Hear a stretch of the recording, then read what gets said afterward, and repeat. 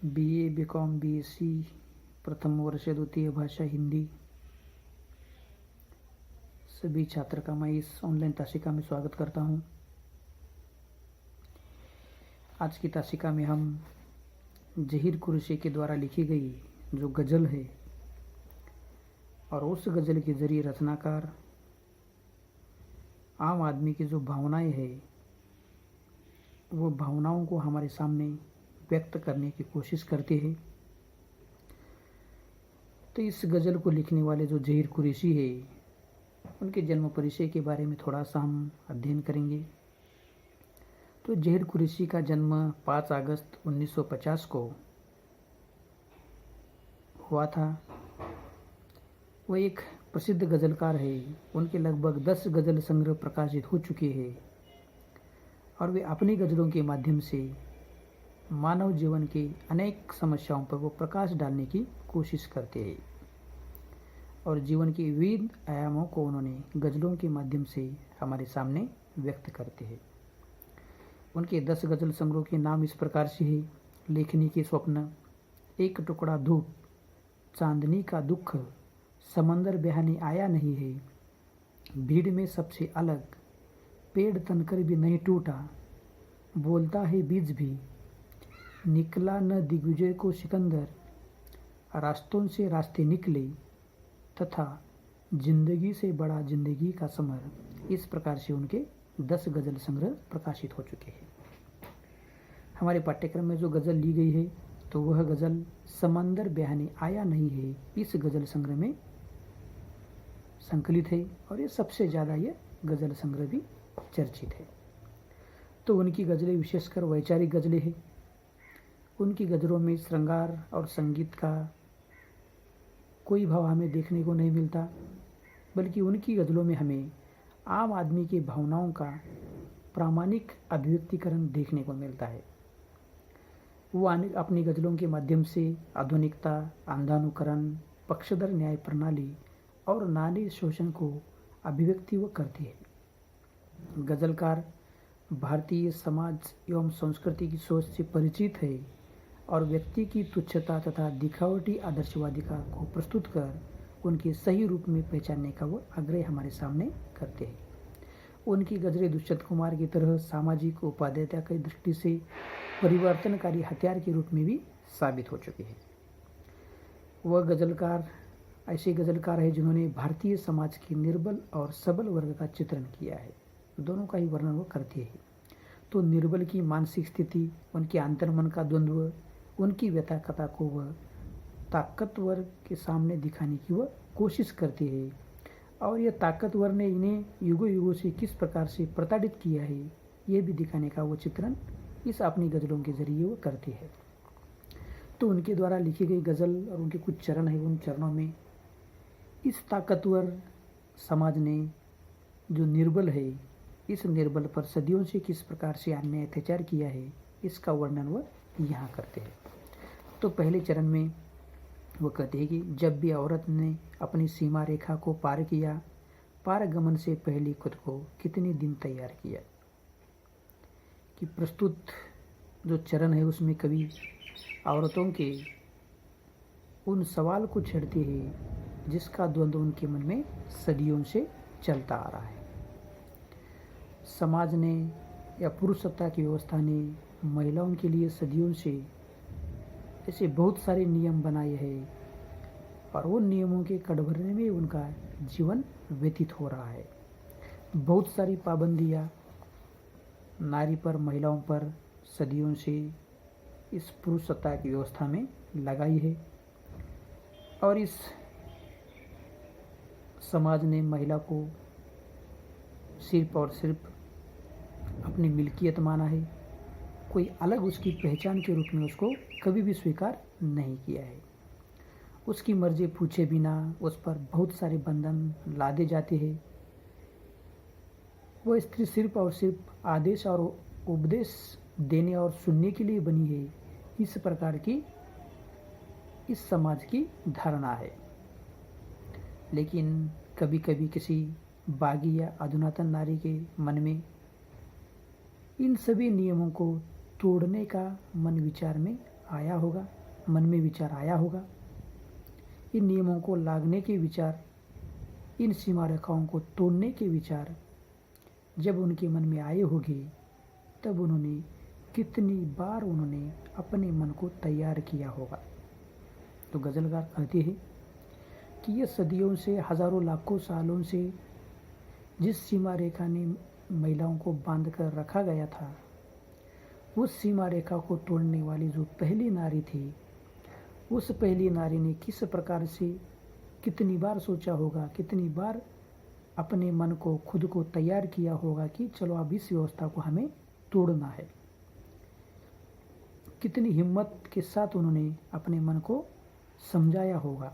तो इसलिए गज़लकार कहते हैं, जब जब किसी औरत ने अपनी सीमा रेखा को पार किया तो उसके गमन से पहले खुद को कितने दिन तैयार किया, क्योंकि विरोध की दिशा में चलने वाले उन कदमों पर, वचनों पर कितने प्रतिवाद होगी, उसके क्या परिणाम होगी, ये सोच हो तो वह कदम उठाए गए होंगे, जवाबदेही की तैयारी भी की होगी। सचमुच कितना कठिन मानसिक द्वंद्व होगा। वह एक और पुराने ने निकलने की कोशिश की तो दूसरी ओर नया कदम उठाने की साजिश। इसके लिए उस औरत ने अपने मन को कितना समझाया होगा, डरे सोए हुए मन को थामकर विरोधी मन को कितना उकसाया होगा, ये खुद ही जाने। और कहते कि ये जो औरत के लिए बनाई गई सीमा रेखा है, रचनाकार प्रस्तुत चरण में ये बतलाना चाहते हैं कि पहली बार इस व्यवस्था को, इन पाबंदियों को तोड़ने की कोशिश करने वाली महिलाओं ने कितने बार अपने मन को तैयार किया होगा, कितनी बार उसका मन तैयार भी नहीं होगा। ये करने के बाद क्या होगा, परंपरा को तोड़ना, उससे निकलने की कोशिश करना, ये थोड़ा सा मुश्किलपूर्ण रास्ता था। लेकिन उस रास्ते को अपनाने से पहले वह कितनी बार तैयार होगी, उसके बागी मन को कितनी बार समझाया होगा, कितनी वो डरी होगी, कितनी वो सहमी होगी। लेकिन फिर भी उन्होंने साहस करते हुए, साहस दिखाते हुए इस व्यवस्था को तोड़ा। और उस व्यवस्था को तोड़ने के बाद आज के समय में जो महिलाओं को आज़ादी मिली है, स्वातंत्र्य मिला है, तो ये सब उस महिला का ही धैर्य है, कार्य है। तो ये जो महिला की जो स्थिति है, तो इस स्थिति को रचनाकार वो व्यक्त करती है कि आधुनिक यथार्थ है और इस आधुनिक महिला ने इस व्यवस्था को कैसी चुनौती दी है और उस चुनौती के साथ उसका साहस किया है, इसका वर्णन इस चरण में वो करते हैं। आगे दूसरे चरण में वो बताते हैं, जनता को सहने की आदत है, सब कुछ सह लेती है, किसी कष्ट को लेकर जनता ने कब हाहाकार किया। वह कहते हैं कि ये जनता जो है गूंगी है, लाचार है और सहने की आदी होती है। उसे प्रलोभन के गाजर दिखाते जाओ, अपनी झोली भरते जाओ, समाज सेवा की दुहाई देकर उसे लूटते जाओ, ये कुछ नहीं करेगी। एक जुल्म करो वो विरोध करेगी, उससे बड़ा दूसरा जुल्म करो वो पहले जुल्म को सराहेगी, मगर उप नहीं करेगी, क्योंकि सहना उसका धर्म है। उसकी चाहत जान लो, अपेक्षाएं पहचान लो। हाँ, उसे निभाने की ज़रूरत नहीं है, बस बातों में ही बातों में उसको फुसलाते रहो। अगर फिर भी वो मचलने लगी तो फिर उसे जात पात, भाषा के विभाजन के बीच बो दो, किसी को अपनाओ, किसी को बाहर करो।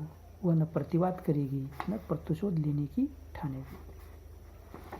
और आज का ये इतिहास गवाह है कि जनता सब कुछ सह लेती है, किसी कष्ट को लेकर सहकर वह हाहाकार नहीं करती।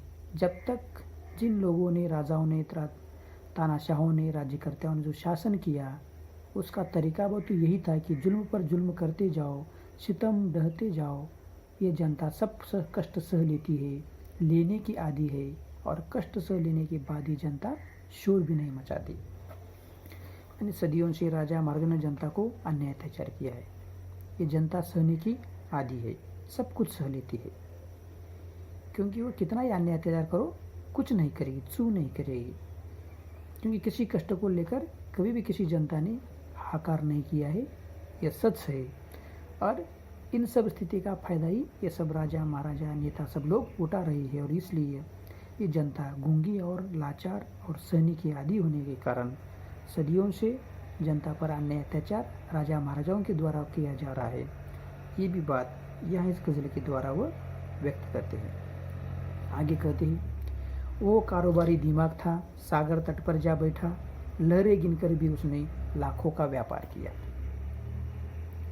अगले चरण में वो बताना चाहते हैं कि हर एक के पास कुछ ना कुछ खासियत होती है, हुनर होती है। कोई गीतकार, कोई संगीतकार, कोई गायक, कोई कलाकार, कोई पैसा कमाना जानता है, कोई खर्च करना जानता है। किसी के पास कोई कमी तो किसी के पास कुछ ज़्यादा होता है। हुनर हर एक के पास होता है, और लेकिन सबका अलग अलग होता है। हर एक के पास होता ज़रूर, लेकिन गज़लकार उस कारोबारी दिमाग का जिक्र करते हैं जिसने भरे बाजार में नहीं तो किसी सागर तट पर जाकर बैठना पसंद किया, और जो काम कोई नहीं कर सकता या कर सकने की सोचता भी नहीं, वह उसने कर दिखाया। भला समंदर की लहरी कोई गिन सकता है क्या? नहीं गिन सकता है, मगर उसने ये काम करके लाखों का सौदा किया। सच से हीरा की हीरा होता है, वो मौका मिलते ही अपनी चमक ज़रूर दिखाता है। जो औरों से बन पाएगा ये वो दिखलाएगा। सच है, बुद्धि चातुर्य के बल पर आदमी कहाँ से कहाँ पहुँच जाता है। वो बहाने नहीं बनाता, अवसर की ताक में नहीं रहता, वो अपना रास्ता खुद तैयार करता है। मंजिल भी वही पा लेता है। बस वह नज़र होनी चाहिए जो हर एक के पास नहीं होती। जिनके पास वो होती वह मिट्टी बेचकर भी पैसे कमा लेता है। भरे बाजार में बैठकर मौका आने की तलाश कर इंतज़ार कर जिस से पूछ कर वह सौदा करने नहीं सोचता। मिट्टी में तेल निकालने की क्षमता रखने वाला ही सफल होता है। तो इसलिए रचनाकार कहते हैं कि हमारे जीवन का रास्ता हमें खुद तैयार करना है। मौके का इंतज़ार हमें नहीं करना है। हर एक के पास हुनर होता है, और जब दुनिया से कुछ अलग सोचते हैं, कुछ नया करने के बारे में सोचते हैं, कुछ ऐसा चैलेंज पूर्ण काम को अगर हम हाथ में लेते हैं और उस काम को अगर हम सफल करते हैं, तब हम महान बनते हैं। तो वह कारोबारी दिन, वह व्यक्ति सफल होता है जो खुद के रास्ते खुद बनाता है, खुद रास्ते बनाकर मंजिल को प्राप्त करता है, मौके की तलाश में नहीं रहता है। तो वो एक कारोबारी दिमाग जिन्होंने लहरों को गिनना कोई आसान काम नहीं है, लेकिन कारोबारी दिमाग वाला व्यक्ति लहरों को गिन कर भी व्यापार करता है, और लहरों को मुश्किल से मुश्किल काम वो करता है। यानी लहरों को कोई गिन नहीं सकता, लेकिन कठिन से कठिन काम करने का साहस रखने वाला व्यक्ति ज़िंदगी में सफल होता है। अपना खुद रास्ता भी वो तैयार करता है। भरी बाजार में बैठकर मौके का इंतज़ार नहीं करता। वही लोग सफल होते हैं जो खुद रास्ते बनाते हैं, खुद नए रास्ते बनाकर मंजिल को प्राप्त करते हैं। तो मेरा समय आएगा, इस प्रकार की बात अगर हम करते रहेंगे तो वो समय कभी नहीं आता। तो इसलिए हमें खुद रास्ते बनाकर अपना विकास करना चाहिए, तब होगा हमारा विकास होगा। आगे कहते हैं, द्वंद्व युद्ध जैसा कुछ मन के अंदर चलता रहता है। क्यों चलता रहता है, तुमने इस पर कभी विचार किया? और हमारा एक शरीर है, जिस्म है, इसमें दो मन समय समय पर आपस में झगड़ते रहते हैं, द्वंद्व करते रहते हैं। एक गलत कृत्य करने के लिए उकसाता है तो दूसरा उस गलत कृत्य करने से रोकता है। कभी हमने ऐसा विचार किया है क्या? कभी ऐसा सोचा है क्या कि क्या इस शरीर में मन का बंटवारा क्यों होता रहता है, और सच में हमारा इन पर अमल क्यों नहीं हो सकता? समय समय पर इन दोनों मनों पर साधु और शैतान का ताबा क्यों चलता रहता है? क्या हमने कभी इस बात पर विचार किया है? ऐसा क्यों होता है?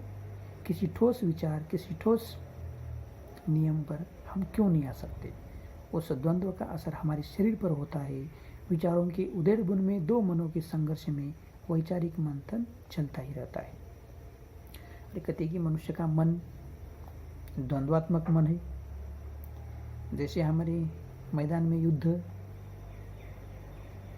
दो सैनिकों के बीच, दो गुटों के बीच होता है, वैसा ही हमारे मन में वैचारिक द्वंद्व चलता रहता है। लेकिन कभी हम सोचता है कि ऐसा क्यों होता है? एक शरीर में रहने के बाद दोनों साथ साथ क्यों नहीं रह सकते? दोनों के विचार एक क्यों नहीं हो सकते?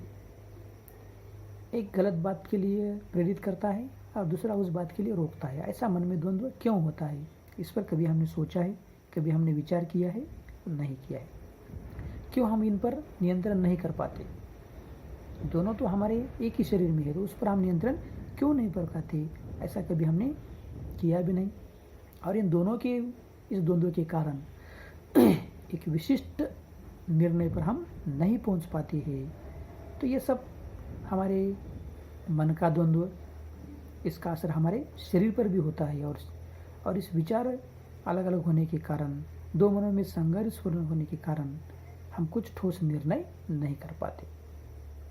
जिस किसी ने इस अपने निर्णय पर नियंत्रण प्राप्त कर लिया है, वह अपना खुद रास्ता बनाता है और वो आगे बढ़ता है द्वंद्व को, जिस पर उन्होंने विजय प्राप्त किया। आगे कहते हैं, वे केवल आरोपों की भाषा में बातें करते हैं, अच्छे कामों का भी उन लोगों ने गलत प्रचार किया। और उसके बाद वो आगे कहते हैं कि जैसा कि मानव शरीर में दो मनों का नित्य निवास है, एक अच्छा और बुरा, उसी प्रकार समाज में भी कुछ लोगों की नज़रों में एक पाकपन, एक साफपन नहीं होता।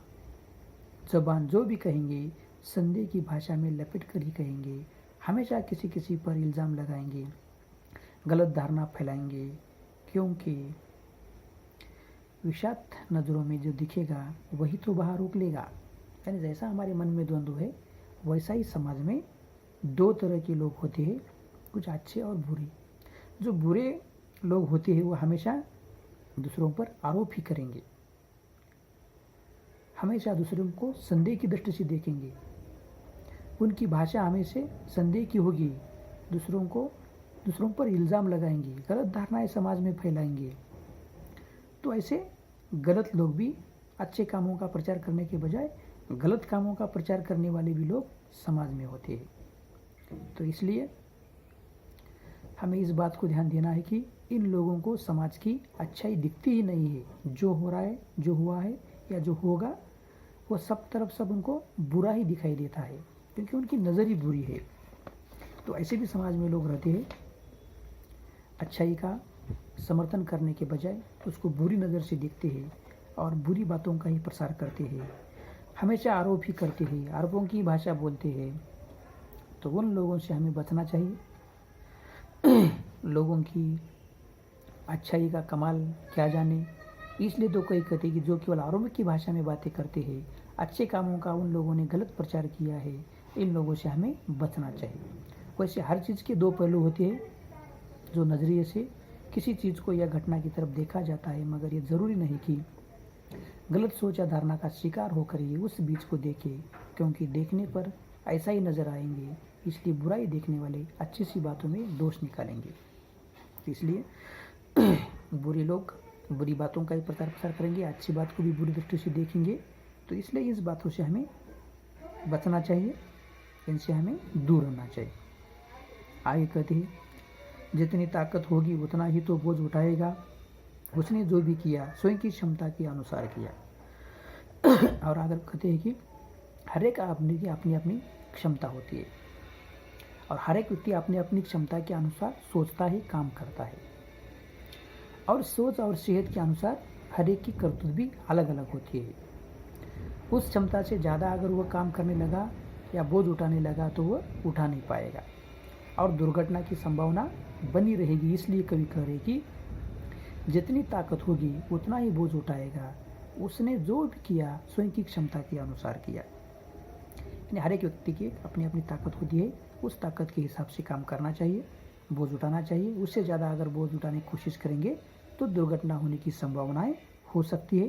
तो इसलिए हर एक की अपनी अपनी क्षमता का अनुपात अलग अलग होता है। इसलिए कोई एक व्यक्ति ये काम कर रहा है, इतना ज़्यादा काम कर रहा है, इसलिए कोई दूसरा व्यक्ति उतना ही करने की कोशिश करे, बराबरी करने की कोशिश की। किसी को कोई एक दूसरे की नज़र से तोलने की कोशिश की, आंकने की कोशिश की, तो यह सही साबित नहीं होगा, ये गलत साबित होगा। क्योंकि हर काम का, हर चीज़ का, सबका अपना अपना अलग अंदाज होता है और उस अलग अलग अंदाज होने, अलग अलग ताकत होने के कारण, क्षमता होने के कारण वो उतना ही काम करेंगे। उससे अगर हम ज़्यादा काम करने की, ज़्यादा क्षमता की अपेक्षा करेंगे तो वह करने की कोशिश भी करेगा, तो वो उसका सेहत और स्वास्थ्य बिगड़ जाएगा। तो इसलिए हम सबको अपनी अपनी ताकत के हिसाब से, क्षमता के हिसाब से हमें काम करना चाहिए, हमें मेहनत करनी चाहिए। हमें सोचने की क्षमता जितनी है उतना ही सोचना चाहिए, ज़्यादा भी नहीं सोचना चाहिए। एक प्रत्येक व्यक्ति की अपनी अपनी क्षमता होती है, इसलिए किसी दूसरे की क्षमता के अनुसार, दूसरे के नज़रिए से हमें नहीं सोचना चाहिए, दूसरे की नज़र से किसी का मूल्यमापन नहीं करना चाहिए। ये भी हमें ध्यान देने की ज़रूरत है, ऐसा रचनाकार कहते हैं। और आगे वो कहते हैं, निर्बल कोई भी हो, औरत, हरिजन अथवा शीश महल, निर्बल पर ताकतवर ने हर युग में अत्याचार किया। और अंत में गजलकार कहना चाहते हैं कि ये दुनिया हमेशा ही बलवानों से डरती है, सलाम करती है। वहाँ दुर्बलों को दबाने में या उन पर जुल्म ढोने में ये बलवान लोग अपना पुरुषार्थ मानते हैं। ये दुनिया का दस्तूर भी है कि हमेशा कमज़ोरों पर ही जुल्म किया जाता है। यही दुनिया झुकाती है, कमज़ोरों को ही अपने सामने झुकाती है और बलवान के सामने झुक जाती है। ये दुनिया का दस्तूर है। इसलिए उन्हें ऐसा लगता है कि उनका बड़प्पन इसलिए है कि ताकि वो निर्बल या दुर्बल पर कहर पा सके। इसलिए तो कई कहते कि निर्बल कोई भी हो, औरत, हरिजन अथवा शीश महल, निर्बल पर ताकतवर ने हर युग ने अत्याचार किया। क्योंकि ताकतवर को लगता है कि हमें लोग डरते हैं, क्योंकि हम अन्याय अत्याचार करते हैं, इसलिए लोग डरते हैं, ऐसा उनका मानना है। और इसलिए सदियों से निर्बलों पर, हरिजन, औरत और शीश महल पर ताकतवर ने अन्याय अत्याचार किया है। लेकिन वह कहते हैं कि जी हाँ, औरतों जैसे बनाई है, अन्याय सहने के लिए बनी है, पैरों तले जूती है, भोग का साधन है। ऐसा ही औरतों के बारे में सदियों से सोचा गया है, उसको माना गया है। वो घर से बाहर नहीं निकलेगी, प्रतिकार नहीं करेगी, प्रतिवाद नहीं करेगी।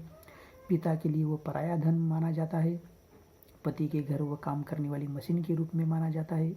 और इस प्रकार से उनको सदियों से उन पर दबा कर रखा जाता है, अन्याय अत्याचार किया जाता है, उसको आज़ादी नहीं दी जाती। और उसकी फरियाद सुनेगा कौन? कोई फरियाद भी सुनने की तैयार नहीं होता। और दूसरी बात हरिजन की है। हरिजन का जन्म ही जो ऊंचे लोग हैं उनके सेवा के लिए हुआ है, मदद के लिए हुआ है, उनके काम करने के लिए है, ऐसा ही लोगों की धारणा है। और हरिजन का सिक्का माथे पर लेकर जो व्यक्ति जन्मा है वो अभागा ही है, ऐसा ही सोचा जाता है। और ये समाज व्यवस्था जो उसमें ब्राह्मण, क्षत्रिय, वैश्य और शूद्र, इसमें शूद्रों को, हरिजनों को, दलितों को, तीनों वर्गों की सेवा के लिए उनका जीवन है, इस प्रकार की बात सामने आती है। और वह जुल्म सहने के लिए वह पैदा हुए है। और पैसे के सामर्थ्य के बल पर ऐसे लोगों पर अन्याय अत्याचार ये लोग सदियों से करते हैं। तो इसलिए चाहे स्त्री हो, चाहे हरिजन हो, इस पर सितम से सितम ये बलवान ढोते जाते हैं। पशु की तरह वो अमानवीय व्यक्ति, अमानवीय बनकर उनके साथ पशु के जैसा व्यवहार करती है।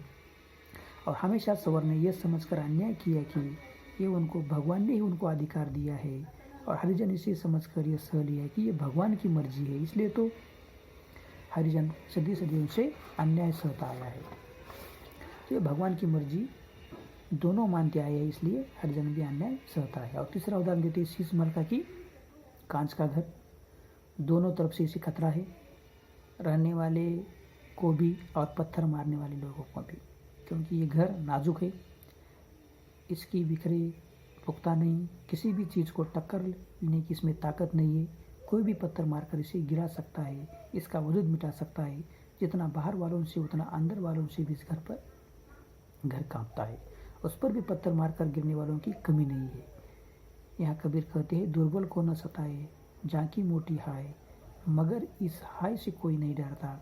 अहंकार का, अत्याचार का नशा शराब से भी ज़्यादा होता है, असरदार होता है। और शीश महल का बात करते समय वो कहते कि शीश महल में रहने वाला लोगों को भी डर है, और शीश महल को भी डर है, और पत्थर मारने वालों को भी डर है। क्योंकि इसका अस्तित्व जल्दी मिटाया जा सकता है। पत्थर मार दिया तो उसकी शीश महल का अस्तित्व मिट जाएगा, कोई भी उसको गिरा सकता है उसको। इसलिए उसे बाहर और अंदर दोनों तरह से वो डरता है, कांपता है। तो इसलिए वो रचनाकार कहते हैं ये सब कुछ जो हो रहा है वो अहंकार के कारण। अहंकार और अत्याचार का नशा शराब से भी ज़्यादा भयानक होता है। और ये नशा जिस व्यक्ति पर चढ़ता है तो वह व्यक्ति हरिजन पर, दुर्बल पर अन्याय अत्याचार करता है। जो अन्याय अत्याचार सह नहीं सकता उसका विरोध करेगा, वही समाज में आगे बढ़ेगा। और जो विरोध नहीं करेगा, जो प्रतिवाद नहीं करेगा, प्रतिशोध नहीं लेगा, वो अन्याय अत्याचार सहता ही जाएगा। तो ये अंधानुकरण, पक्षधर न्याय प्रणाली, नारी शोषण की जो यथार्थ अभिव्यक्ति है और भारतीय समाज में और निर्बल और सबल के बीच जो संघर्ष है और हमेशा ये सबल वर्ग किस प्रकार से निर्बल पर अन्याय अत्याचार करता आया है, ये गज़ल के जरिए रचनाकार हमारे सामने व्यक्त करते हैं। और किस प्रकार से महिलाओं ने इस बात का विरोध किया तो वो महिला आज़ादी के साथ जीवन जी रही है। जनता आंधी बहरी है, वो अन्याय अत्याचार सहती है, मन का द्वंद्व है, मानसिक द्वंद्व है, विरोध करने का साहस नहीं करते। लेकिन सबसे बाहर निकलकर हम खुद रास्ता अगर निकालेंगे तब हमारा विकास होगा, हमारा कल्याण होगा। और इस गज़ल के जरिए रचनाकार हमारे जीवन के जो विभिन्न आयाम है, इस आयामों को व्यक्त करते हैं और भारत के समाज के निर्बल और सबल वर्ग के चित्रण के द्वारा समाज किस प्रकार से निर्बलों पर अन्याय अत्याचार करता है इसका वर्णन वो करते हैं। और हमें सचेत जागृत भी करते हैं कि हम मनुष्य ही तो एक दूसरे को मदद करना चाहिए, अन्याय अत्याचार नहीं करना चाहिए, मानवता की नींव रखनी चाहिए और मानवता की बुनियाद को एकदम मजबूत करना ये ज़रूरी है। इस प्रकार की बात रचनाकार यहाँ व्यक्त करते हैं। इस प्रकार से ये गज़ल भी यहाँ समाप्त हुई। धन्यवाद।